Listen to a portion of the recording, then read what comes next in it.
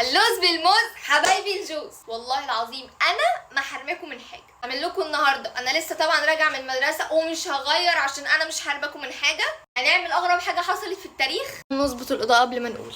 هنعمل مكرونه بشاميل باللحمه المفرومه بلبس المدرسه. طبعا غاسلين ايدينا كويس، ودي قفه مالناش دعوه بيها. دلوقتي بقى احنا مش راسيين على حاجه، بس احنا خلاص احنا كده اتظبطنا، يعني الاضاءه كده حلوه فله تمام. يلا بينا. رحت استلفت بصلتين من طنط اللي جنبنا، طنط ذوق، طنط عسل. ضربناهم في الكبه مع قرن فلفل واحد علشان ايه؟ معانا بيبي صغنن قد الصندوق كده بيطفح معانا. يا جماعه ما تعملوش اللي انا عملته ده، ما تضربوش البصل مع الفلفل عشان دمعت وبكح الاتنين، معرفش ازاي. لصوص اللحمه هنجيب 4 طماطمات كده. العصير معانا جاهز. هنجيب الطاسوسه بتاعتنا وعليها نقطه زيت.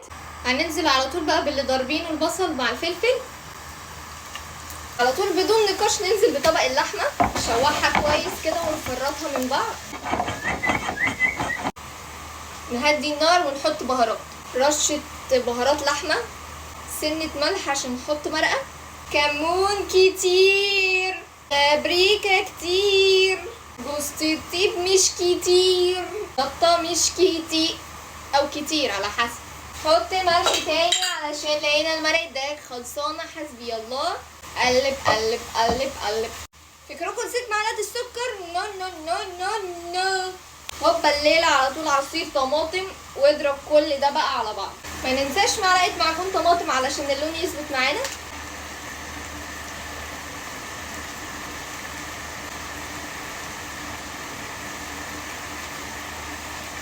الله عليك نسيلي. رشه ملح كمان، حبه كمان، حبه كمان. والله ما يطلع مش انا انتوا مالكم. حد يشيل العصاك ده من قدامي عشان هخلصه قبل ما اعمل بشاميل. يا جماعه لذيذ قوي بجد يا جماعه، حد يشيله.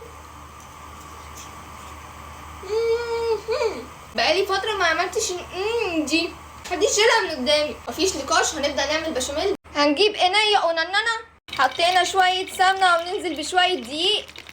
هوبا هننزل باللبن. قلب قلب قلب قلب.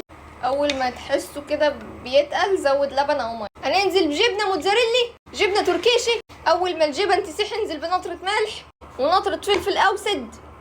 كده البشاميل ويل دان. البشاميل دي هنحطه على المكرونه المسلوقه دي. صبينا هنا وسيبنا حبه للوش. هنجيب الطاسه الكبيره بتاعتني، فرشني اول طبقه مكروني، فرشنا تاني طبقه لحمه، اخر طبقه وحطينا البشاميل وهندخلها الفرن. المكرونه طلعت من الفرن. هنا غرفتها ما طلعتش صحيحه اي نعم، بس اهم حاجه الطعم. نهايه الحلقه بقول ودوني على بيت حبيبي نعيش مع بعض فيه.